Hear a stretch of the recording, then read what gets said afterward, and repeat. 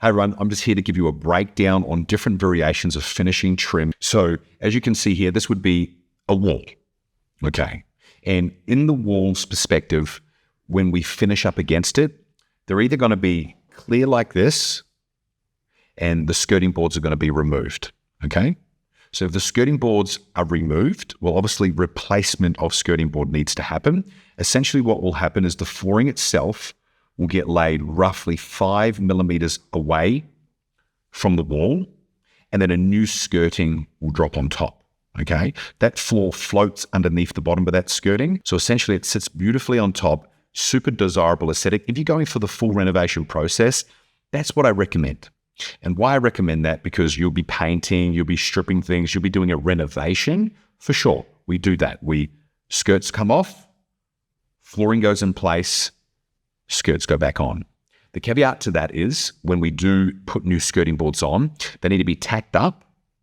They're primed, pre-finished white. They also need to be sanded and painted and set. So there is some work on the backside to do that, for sure. The other alternative is the skirting boards stay in place. So imagine now there's a skirting board, it's all in place. The flooring is laid 5 millimeters away. And then, well, this is not the match, but this is the scotia here. And the scotia, I use a different color just so you can see the actual, what it would look like on camera. And then you got the flooring, the scotia, the skirting, and then the wall. This is also a super beautiful aesthetic. And we would run this about 50% of the time. The beauty about this particular product, it's a lower price point than the supply and installation of brand new skirting boards. Yes. And then when we leave the project, it's completely done. You don't have to worry about painters, plasterers, or anything along those lines. It makes it super, super user-friendly because we come in, we do the renovation all yourself, or you do the DIY process. And once you pop that skirting, that scotia on, it's all clean and clear. Okay. The next other trim that comes into the fold is a product called C-Channel or C-Trim.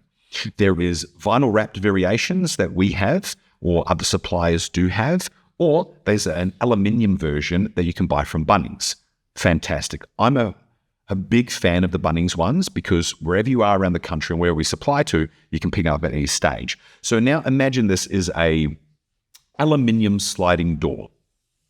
So an aluminium sliding door, you can't put a skirting board there, you can't put a scotia there, so what do you do? Well, what we do is we take the C-channel, the C-channel gets sickered down, hard up against the floor, up against the edge, and then that C-channel, the flooring will then butt in to the C-channel there, just like that. So it sits down nice and flush, you get a beautiful desired aesthetic. And what that then does, it gives the flooring the capacity to expand and contract. That's the beautiful seamless finish that you can roll with. Another alternative is, if you're not feeling comfortable with that, we can also use a thing called an L trim. So again, the flooring is about 5 millimeters away. The L trim is slightly different than the C trim. The C trim, as you can see, it's like a U, okay? And then with the L trim, it is literally an L. And what we do here with that trim, it gets sickered to the actual LE edge, okay?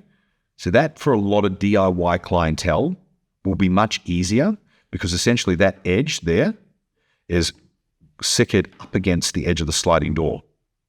That's a very, very easy and seamless way. And where would we use these trims? Say, for example, if this is a tiled edge, if this is a sliding door edge, like an aluminium track, or, for example, if there's tiles and on the bottom side, okay, on the bottom side, I'll remove this down here. We're sitting up on tiles over here, and then we're down on concrete over here.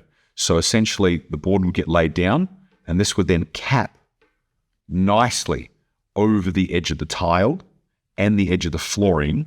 So then when we put more flooring down on the bottom side over here, we put more flooring on the bottom side over there, they match up really, really nicely together. So that's the different variations of trim that we do like to use, and really good for the DIY customer. And at the end of the day, the goal is to have it as easy as possible and look the part. 3 different trims we have: Scotia, obviously skirting boards. We have our L trims, and then we also have our C channels or C trims.